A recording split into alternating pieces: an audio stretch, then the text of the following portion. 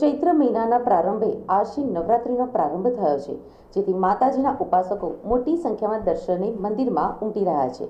સુરતના અંબિકા નિકેતન મંદિરમાં માતાજીનો અદ્ભુત શૃંગાર કરવામાં આવ્યો છે. પાર્લે પોઈન્ટ ખાતે આવેલા અંબિકા નિકેતન મંદિરમાં ચૈત્રી નવરાત્રિના પર્વ નિમિત્તે દર્શન માટે ભાવિકો વહેલી સવારથી ઉમટી રહ્યા છે. મંદિરમાં હવન યજ્ઞ સહિતના કાર્યક્રમની ઝાંખી જોવા મળી રહી છે. મંદિર ટ્રસ્ટ દ્વારા કહેવાયું છે કે 9 દિવસ સુધી બ્રહ્મ મુહૂર્તથી લઈને દર્શનની વ્યવસ્થા કરવામાં આવી છે.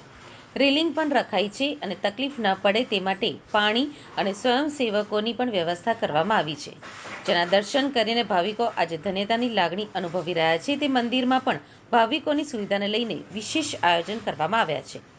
ચૈત્ર નવરાત્રિ નિમિત્તે મેનેજિંગ ટ્રસ્ટી ચંદ્રિકાબેને કહ્યું છે કે દર્શન વહેલી સવારથી ભાવિકો કરી રહ્યા છે. આ સમયમાં ઉપાસના કરવામાં આવે છે. આરોગ્ય રિદ્ધિ સિદ્ધિની કામના માતાજી પાસે કરવામાં આવે છે. 1 લાખથી વધુ ભાવિકો દર્શને આવવાના છે, ત્યારે તેમના માટે વ્યવસ્થા કરવામાં આવે છે અને માતાજી તેમના ભાવિકોને સારા આશીર્વાદ આપીને કલ્યાણ કરે છે. અંબિકા નિકેતનના ચંદ્રિકાબેન મકવાણા બોલું છું.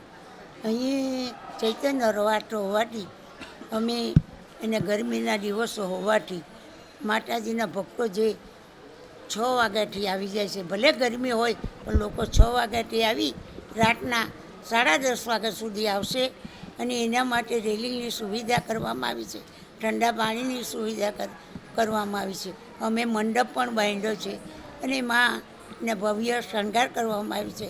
આજે પહેલાં નવરાત્ર હતી, માનું પૂજન અને હવન કરી માતાજીનું ઘટ સ્થાપન પણ હમણાં 10 વાગે કરવામાં આવ્યો છે. ભાવિક ભક્તો માટે જે માના ચરણે આવેલા ભાવિક ભક્તો તેને આશીર્વાદ લઈને આગળ વધે છે. માં એમની મનોકામના પૂર્ણ કરે છે. માં જરૂર એને રીધિ સિદ્ધિ કોઈ બી બાબતમાં ફૂલ અને ફૂલની પાંખડીથી આપે છે અને આશીર્વાદ પણ આપે છે.